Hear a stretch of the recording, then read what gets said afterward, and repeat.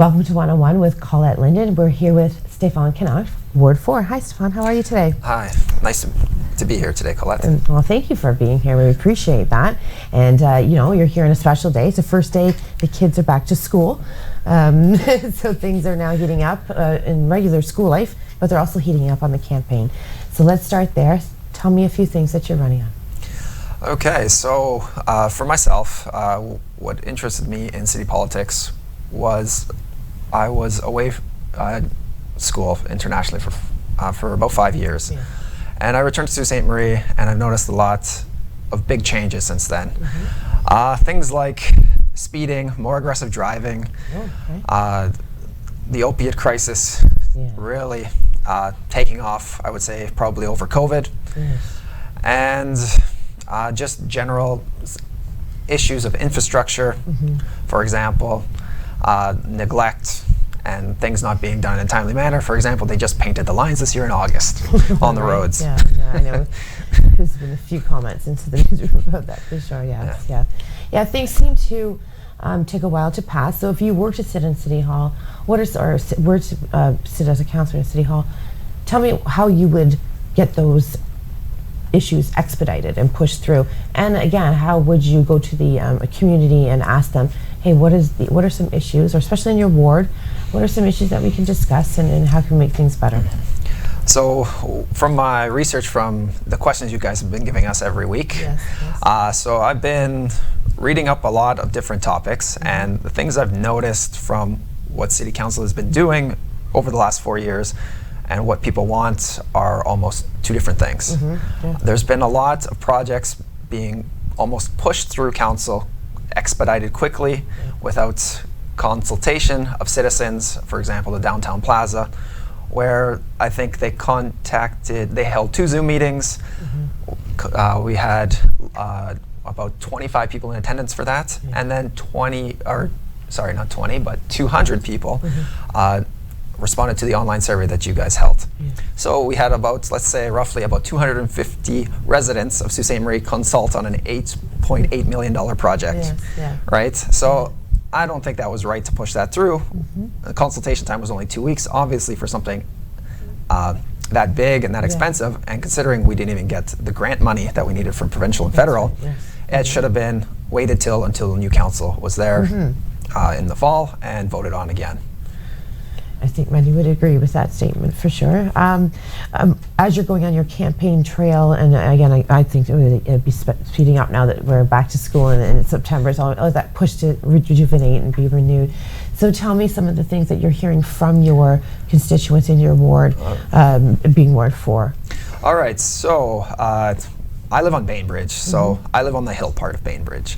Lots of my neighbors who've been there either very short, or not very short, but have moved there in the last few years, recently, or have been there for about 30, 20 years.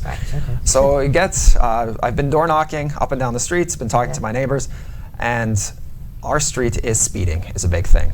Since Carmen's Way has been in, we've been, as we want to call it, a cut street to get to Great Northern. So we see it up the hill, down the hill, all the time. And we would, it would be nice, if we see some traffic enforcement again. I think it's not just Bainbridge. We see it down Carmen's Way. People are racing. We see it down Great Northern, where some people are doing 90 kilometers an hour. Farrell Terrace is has a nice big drag strip as well. It is, no stop sign in between to stop those speeders. And I had a constituent reach out to me as well, Henrietta. Is getting as bad again. Absolutely. The same area as Farrell. So I'm hoping that we can get some enforcement. There's been some talk about reducing speed limits. I think reducing the speed limits could be effective, but I think a better effect we would see from getting traffic flowing on our major arteries.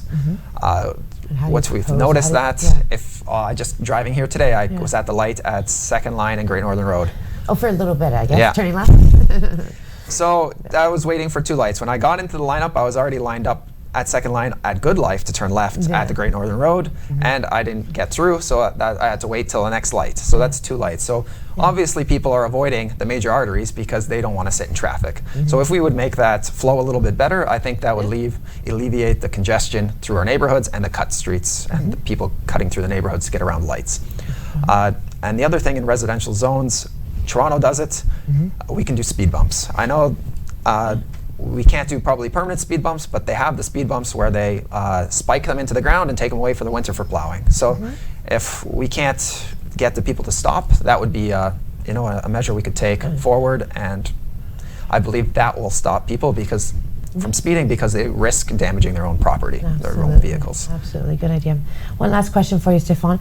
Tell me how you're finding when you're engaging with the community and talking about going out to voting, voter engagement needs to increase, numbers need to increase across the province. Again, we're going into our 3rd election. We've got federal, provincial, now we're municipal, hopefully that doesn't deter people from going, but tell me how when you're going door to door, are you feeling as though people do want to go out and vote? Do they want to see change? So the biggest comments I've gotten at the door is, "Oh, you're young." Oh. And it's good to see new people going for city council. Those are probably the 2 major comments. Besides that, the other major issues were speeding through residential zones and the downtown plaza. People have a sour taste after that, the way that's been put through, unfortunately. It's a good project, but I don't think this is the time to do it, and I think most people feel the same way. Right.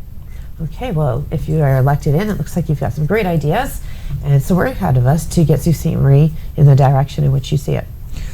Okay, so for little things I would like to do for Sault Ste. Marie that I think would make big improvements for the quality of life for our residents would be doctor recruitment. I think the city needs to take a more active role in recruiting family doctors. There's too many people on the waiting list, and if you're 10,000th on the waiting list, you're waiting almost 10 years to get a doctor, right? Absolutely, yes. And by that time, so many health issues can happen, and you would be, you need that family doctor, you need that connection to the healthcare system, because you can't service yourself if you have a chronic illness just going to the ER all the time. Right, absolutely. So with that program, I'd like to see the city set aside an investment about $2 million and go to the med schools and try to recruit some doctors, offer them ultra low interest loan with the stipulation of you have to work in our city limits until the loan is repaid to the city. And once they repay it to our city, we can invest it again into a new doctor, a new graduate. Excellent. Okay. So it's just simple, hopefully not super expensive things to do to make big changes for our city. Another thing I would like to do for downtown development, I would like to see Queen Street shut down on the weekend for a pedestrian zone from Dennis Street to East Street. Okay. So I think that would really change the culture downtown. This is a thing that most European cities do on the weekends, and it does. It rejuvenates the downtown, it re-energizes it, and it gives the shops and the restaurants and the bars a little bit more foot traffic. Absolutely. Yeah, I like that idea. Good. That's one thing that I think would be really easy, and the cost of that would just be the barricades at Dennis Street and at East Street. Low cost, big return, I think. Yes, and they do that in the city of Hamilton too. We have a couple streets down there that are actually permanently closed to traffic, but certain hours. But yes, it does help increase more foot traffic, and the small businesses do pay or benefit from it. So those are some great ideas. Thanks for joining us. Yeah, thanks for having me today. Okay, great. We wish you a lot of luck on your campaign. Thank you. That's it for today on 101 with Colette Linden. We'll be back tomorrow.